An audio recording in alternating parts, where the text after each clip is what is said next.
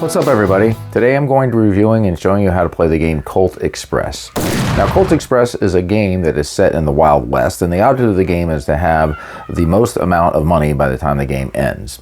You're going to basically be playing in the role of bandits trying to rob from a train. So let's check it out. So in the game you've got a number of different bandits that you're going to be able to choose from, and each of the bandits are going to have a special ability.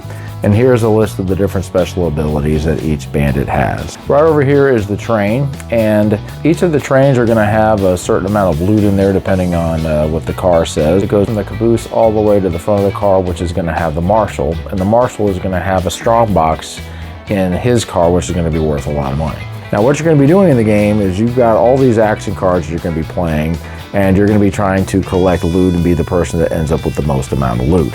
So here are the different actions that you can do. But the first one is punch. If you're in the same car with a bandit and you punch them, you're going to be able to go ahead and steal any loot that they happen to have here on their card. Each person's going to start with one loot.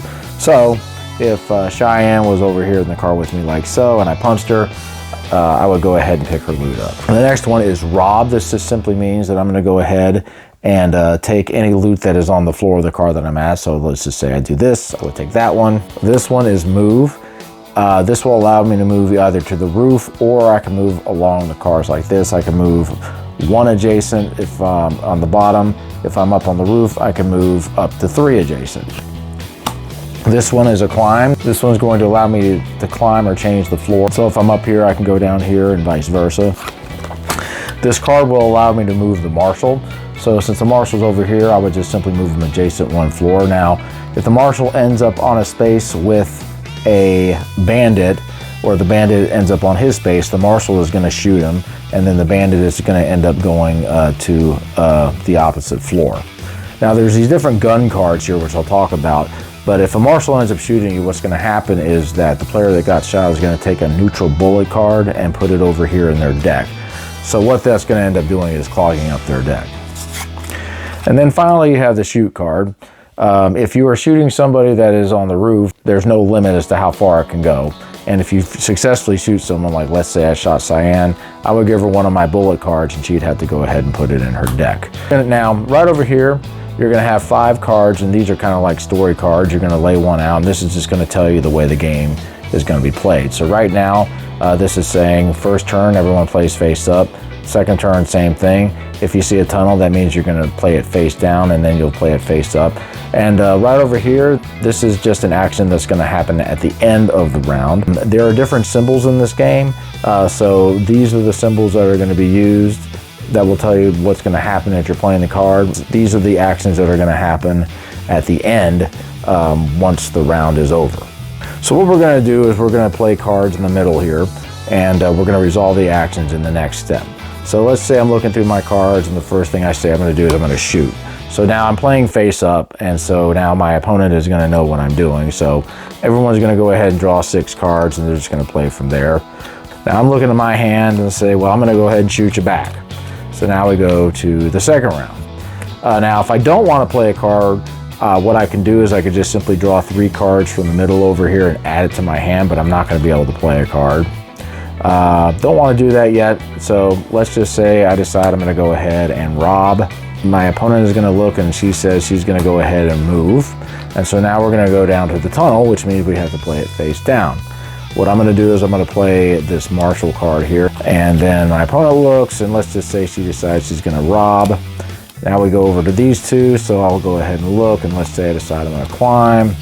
My opponent decides she wants to climb. I decide I'm going to go ahead and run, and let's just say she decides she's going to move the marshal. So we've gone ahead and completed all of our turns, and then we're going to resolve this at the end. So these are going to go back onto the top of the deck, that the cards we didn't draw. I'm going to flip it over, and then we're going to resolve the actions. So first up, I'm going to shoot. Bang! So now she's going to go ahead and take one of these cards. Second action is she ends up shooting me, so I'm going to take one of her cards and put it in my deck like so. Third action, I'm going to go ahead and take something here from the middle. I'll put it here. Fourth thing, she's going to move, so let's just say she decides she's going to move over here. The fifth action is going to be the marshal, so I'm going to move the marshal over here. Next, Cheyenne's going to pick up something, so let's say she picks up this bag and she puts it over there. Now we're to these cards. I'm gonna go ahead and climb up to the roof. Yeah, over here. Cheyenne's gonna also climb up to the roof. And I am going to run. Let's just say I run over to where she's at. And she is going to move the Marshal. So let's just say she moves the Marshal over there. And then that's gonna go ahead and complete the round. So now we're gonna go over here to this section. So this particular symbol is the Passenger's Rebellion, and this just simply means that each person is gonna take a neutral bullet card and put it in their deck. So I'll put one in here, and we'll put one over in here. And so that's gonna go ahead and end the round. So we're gonna go ahead and give everybody back their cards, and we'll shuffle up the decks, and then we will continue on. So now we're gonna go ahead and start up with the next story. The next player is gonna go ahead and start, and we're just gonna keep going through these rounds until we reach the final card and we've played it out. And what we're gonna do is we're gonna count up the money that is here. Also, whoever is the gunslinger, who's the person who basically shot the most amount of bullets, is gonna win the gunslinger prize, which is $1,000. And whoever has the most amount of money at the end is gonna win the game. Now, there are also different variants in this game. They've got advanced rules, they've got special 2-player bandit rules, an expert variant. So there's different types of games you can play with this. One of the things I like about vintage board games are the components. They're like 3D components. A lot of times they look like toys. And this game has the train.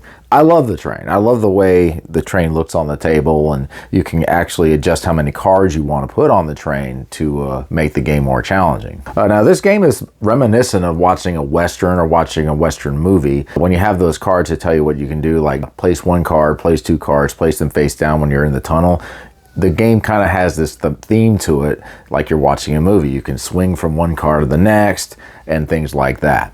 I like that. I think the game, it just makes the game that much more thematic because you feel like you're in an actual Western.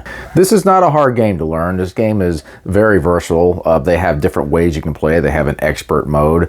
They've got some special 2-player rules modes where you can play as 2 bandits.